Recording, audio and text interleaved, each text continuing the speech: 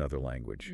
And more importantly, like, what are the practical strategies that you can actually implement to improve, to really make a difference? I think we should start by acknowledging that listening is actually a very complex skill. Yeah. Even in our first language. You know, think about those times when you're struggling to keep up with someone who's talking really fast, or maybe the topic is just something you're not familiar with, or the audio quality is terrible and you're really straining to hear. Throw in multiple speakers or background noise. It becomes quite the challenge. That makes you want to give up sometimes. Yeah. Just like, I'm out. I can't do this right now. Exactly. But when you're listening in a second language, these everyday struggles, they get amplified. They really get amplified, This teacher's guide we're looking at really pinpoints some specific things that make it even harder. Yeah. So your current language level, right? Like, how big is your vocabulary? How good's your grammar? Are you comfortable with idioms? I mean, that all obviously plays a huge part. Yeah, and actually what's really interesting is the role of pronunciation. Oh, interesting. So you might know a word perfectly well when you see it written. But can you actually pick it out when it's embedded in rapid connected speech? Because the stress and the intonation, the way that sounds, blend together. They can make a word sound really different. And then there's just the fact that how much experience and exposure have you actually had to different English accents? Exactly. So how... Because, like, we're recording this right now. You and I, we speak a certain way. But English is spoken in so many different ways around the world. Absolutely. So that's a really important point the guide makes. And then the topic itself. Oh, of course. If you're trying to listen to something and it's about, I don't know, astrophysics or something, and you're like, I don't even know these words in my own language. Exactly. And if it's something you're not interested in, that makes a huge difference too. Yeah, and I think... Your own motivation. Oh, this is so important. Yes. Because how invested are you really in improving your listening? How confident are you? And do you actually have a good grasp of your own strengths and weaknesses? Like, where do you tend to trip up?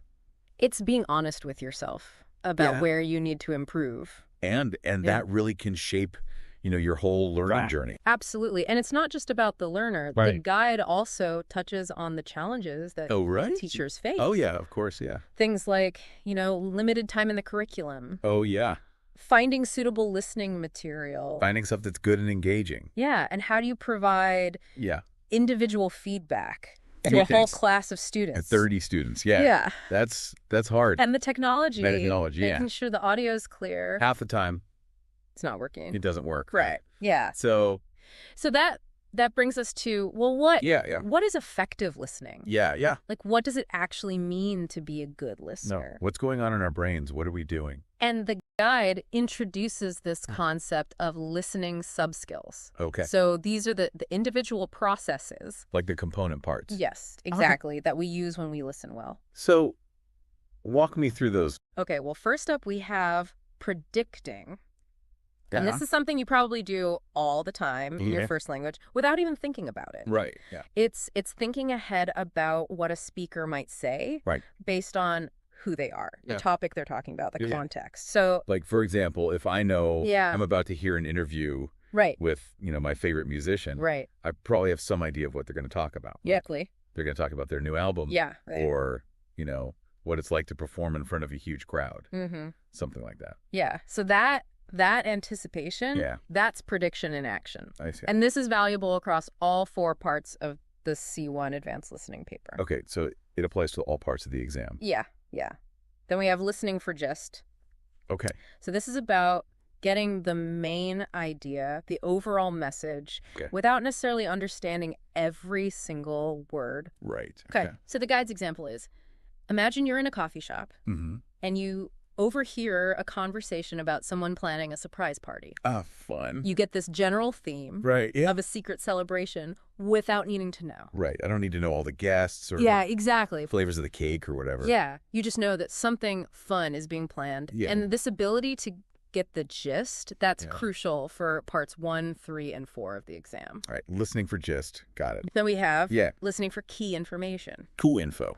Yeah. So this means focusing on and identifying specific words or phrases that are essential for a particular purpose. So, like if I'm listening to the weather report, I just want to know, what's the temperature going to be tomorrow? Exactly. Or if you're at the airport, listening for your flight number. Flight number, gate. Yeah. Okay, I'm not. You don't need to listen to every single word. Announcement? No, just those key bits of information. This is important for part 2 of the exam. Especially for part 2, yes. Okay, all right. And then finally, we have listening for detailed understanding. So this is like level up. Yeah, it's going beyond the main idea or just picking out specific facts.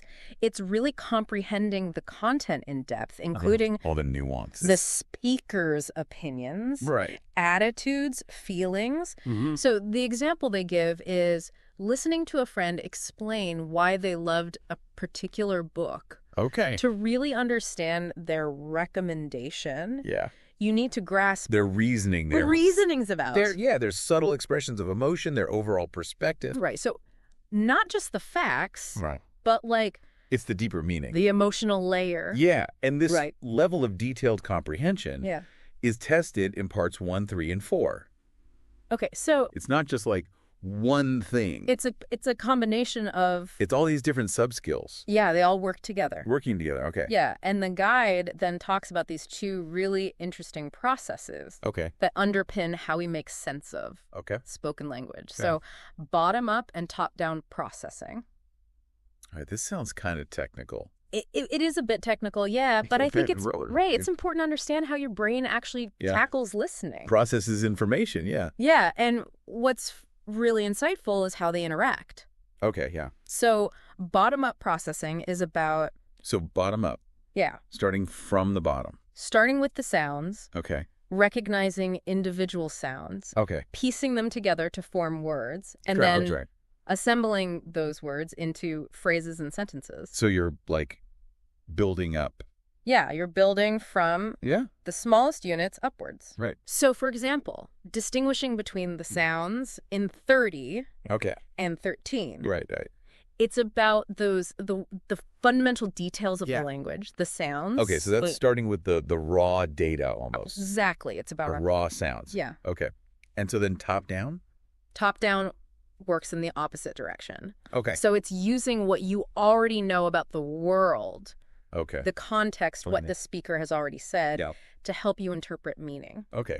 So even if you miss a few words, your background knowledge fills in the gaps. Helps you fill in those gaps, exactly.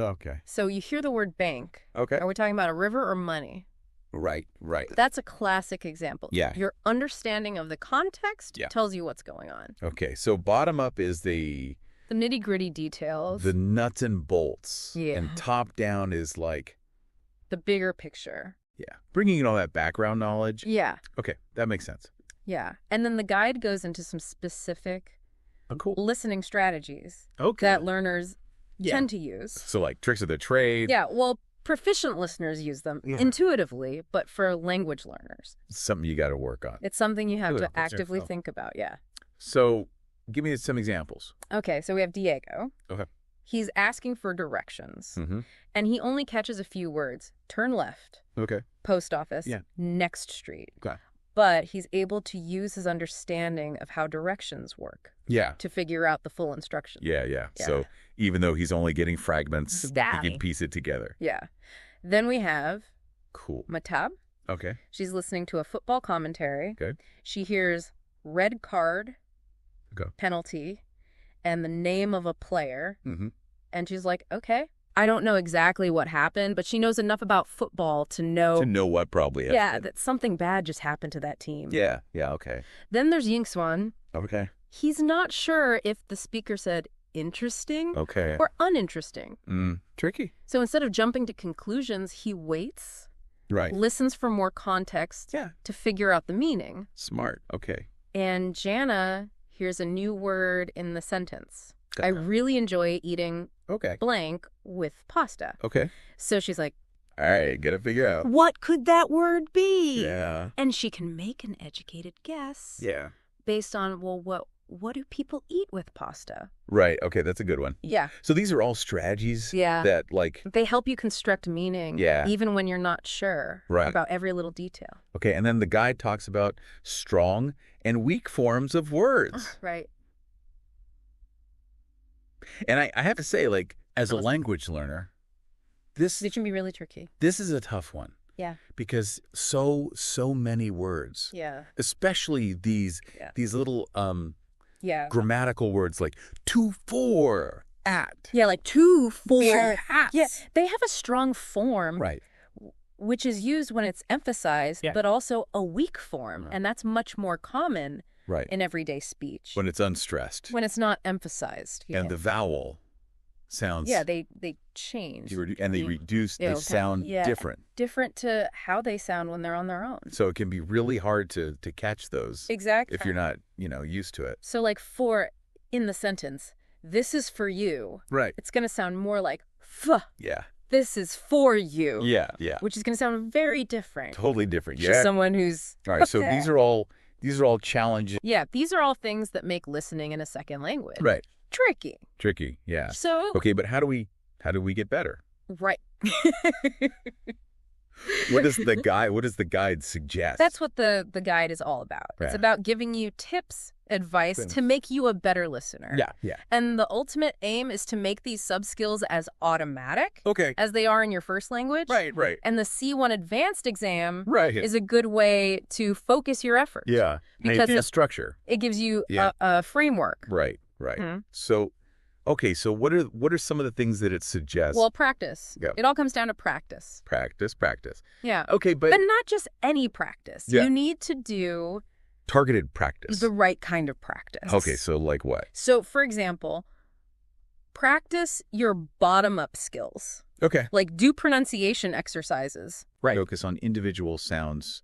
Right. Dictation exercise. Okay, that makes sense. That will really help you recognize those building blocks of English. Yeah, okay. And top-down skills. Right. So top-down, so how do we practice that?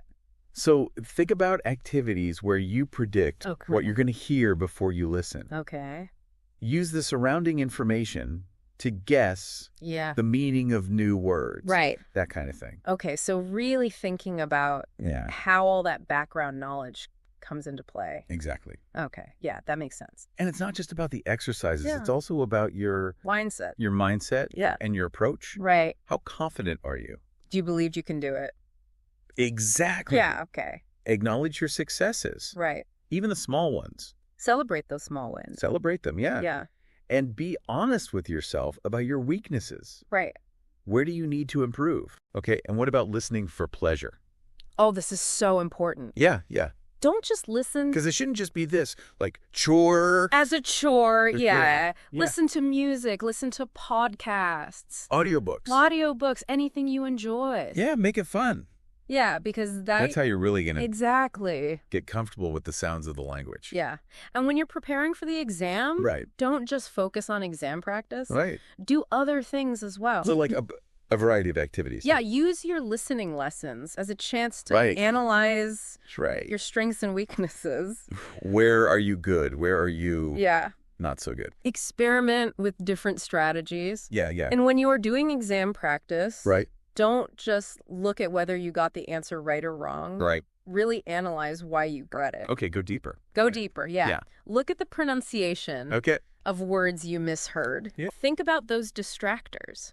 Right. In multiple choice questions, use the audio script. Oh, the audio script. That's a good tool. To see where you went wrong. Yeah. And use a dictionary. A dictionary. Yeah. Okay. Not just for meaning. Yeah. But to see how words are used, to find synonyms, and to check pronunciation. Oh, yeah. So many online dictionaries now have. Exactly. And you can use those. Yeah, that's a good point. It really. So it's not just about help you memorizing the word, but like it's hearing how it's used. Yeah, getting a deeper. Okay, so before listening, during listening, after listening. Right. So what does the guide say about how to approach that whole process? Do it each stage. Yeah. So before you listen, it's all about preparation.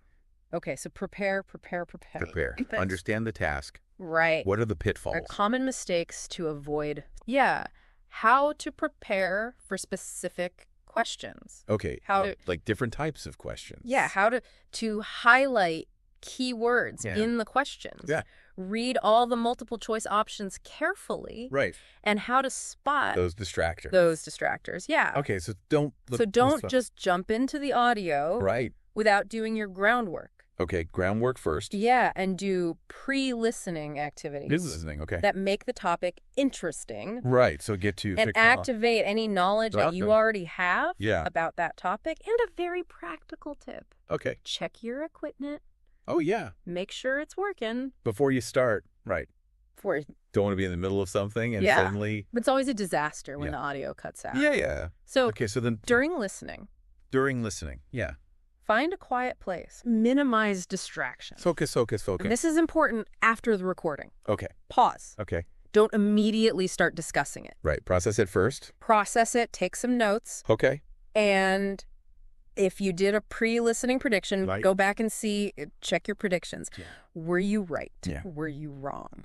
Okay, so connect it back. Helps you see where you went on track. Where you went off track. Okay, and then after listening, allow time for feedback. So talk about it. Yeah, especially for those deeper comprehension tasks. Right. Don't just focus on right or wrong.